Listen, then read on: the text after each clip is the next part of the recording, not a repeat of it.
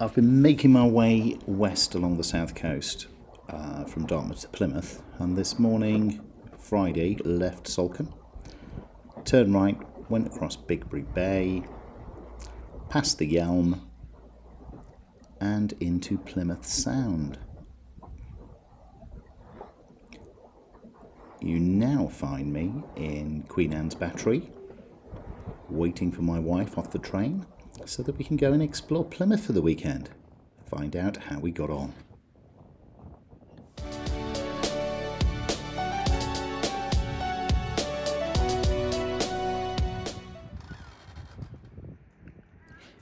And here I am, tucked away in the far corner of Queen Anne Battery Marina. I've got the boom tent up because, well, it is raining. It is Plymouth.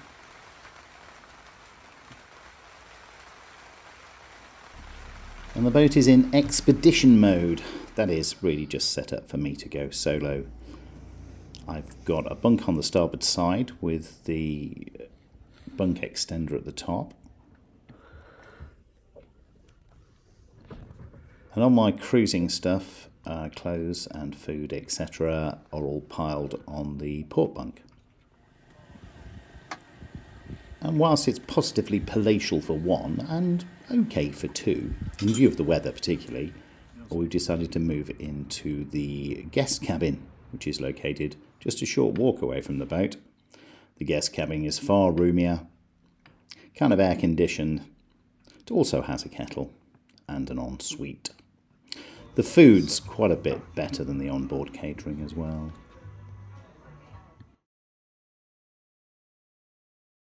So suitably refueled, we set off to explore Plymouth Sound.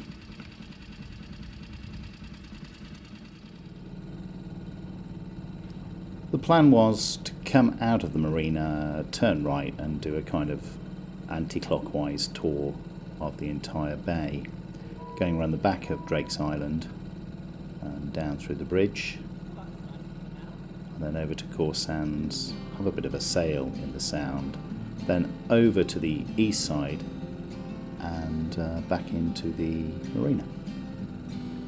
It's a sunny summer Saturday morning in Plymouth Sound. It is really busy here.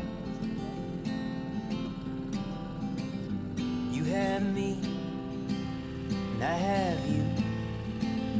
That's enough to paint lonesome black and blue.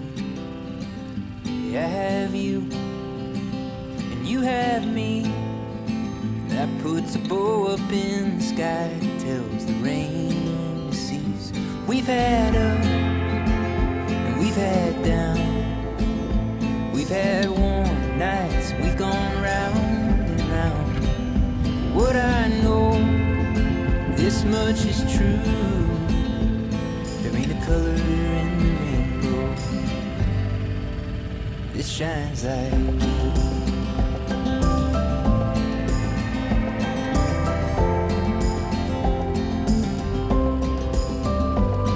Let's carve our names into this tree, then lay beneath the beauty. Passing in front of Drake's Island, we were very quickly caught up by a police launch and very politely, but also very firmly, told to get out of the channel. They were moving a larger ship through the channel.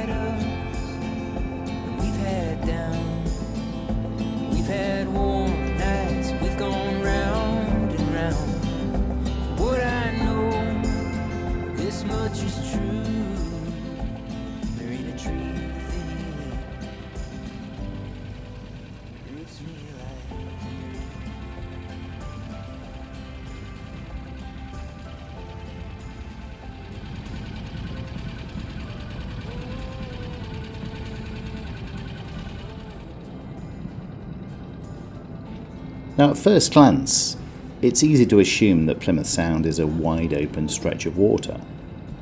But here, looking at the chart, I've shaded in the areas that are under 6 metres here in purple. So if you think about it, as a larger vessel, you're quite restricted in where you can move, especially if you want to make it up the Tamar up on the top left there. up into the dockyards. So larger ships need to be towed or escorted through this narrow channel.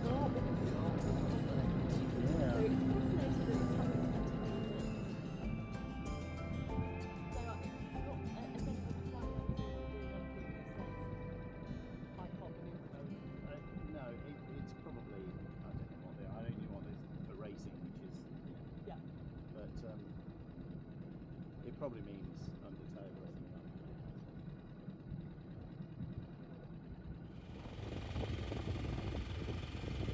that. That little drama over, and we carried on past Drake's Island. One of the things I'd wanted to do was go across the bridge. I've never actually gone across it before. The bridge is not actually a bridge, it's a shallow stretch of water between the Cornish mainland and Drake's Island. Really quite shallow, only passable with a good tide. What are we at now? And certainly not for larger boats. We motor sail through with just the jibber.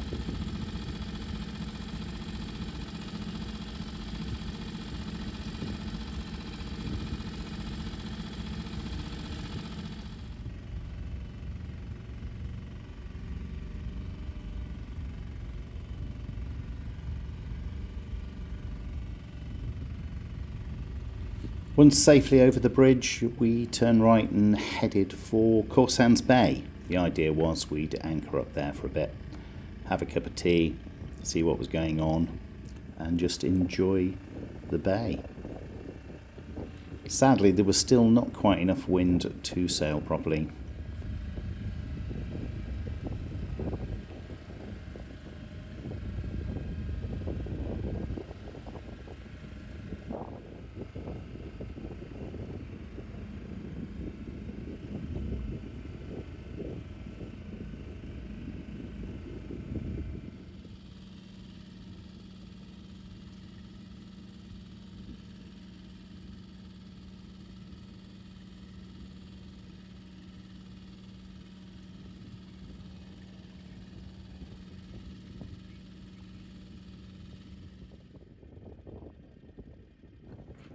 We found an unused mooring to sit down and have our tea and watch this lovely little gaffer start to sail as the wind rose.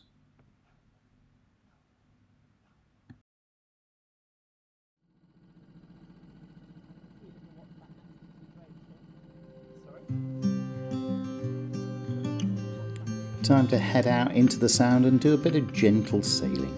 It's a lovely Saturday morning.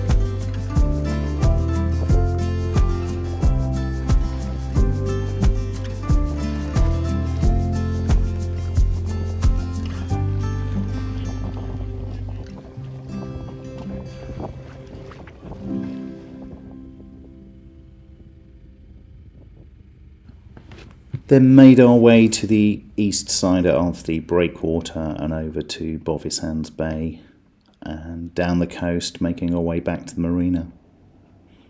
This is Jennycliff Bay. Gone are the days when you can anchor in Jennycliff Bay.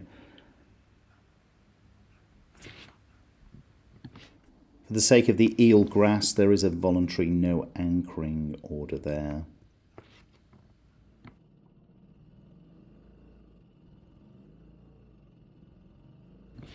With a big day ahead of us tomorrow, we decided to go back into the marina. But first, fuel up. Our little berth's tucked in there right at the end. Right by the National Aquarium. It's a lovely little spot, really quite rolly. The couple of nights I did spend aboard were not as calm as you might imagine. We're tucked away right in the harbour here and we're quite close to the lock entrance to the inner harbour yacht basin, and also opposite all of the tourist boats off the jetty there. So an awful lot more wake here than there first appears to be.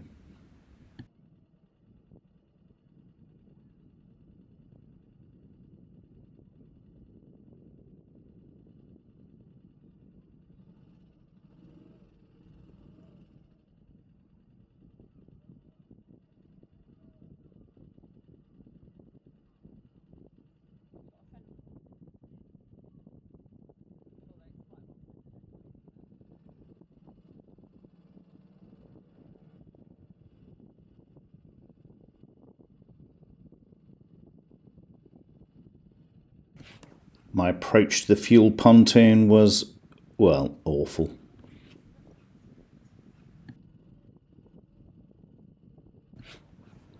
The very polite and helpful attendant on the fuel dock told me he'd seen much worse. But in truth, no, it was god awful.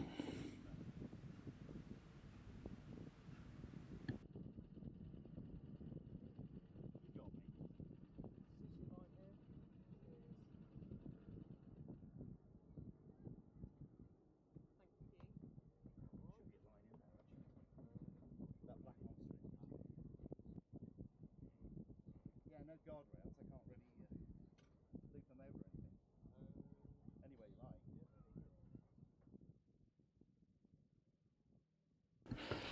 I am absolutely confident that this was the smallest fuel transaction, at least that weekend, possibly for the entire year.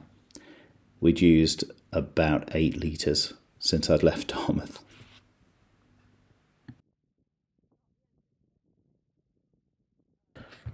I suggested to my wife that she might want to try starting the engine. And she seemed strangely enthusiastic about the idea.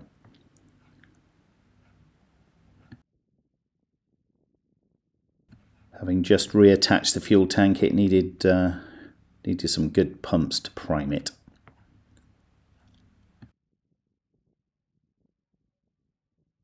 And as both the fuel dock attendant and I looked on expectantly, no pressure, dear. Oh my god! I wasn't expecting that. I mean, I fell over, but I really wasn't expecting that. What? For it to actually start? I'm the incompetent crew, by the way. I'm really pleased with myself.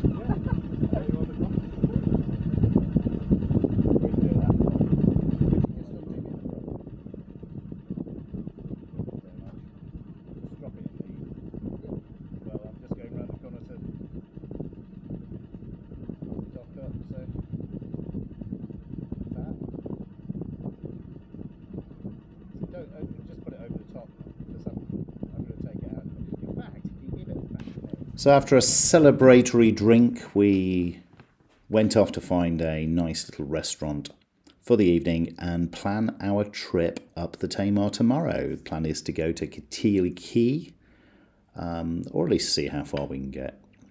Find out what happened in the next thrilling instalment.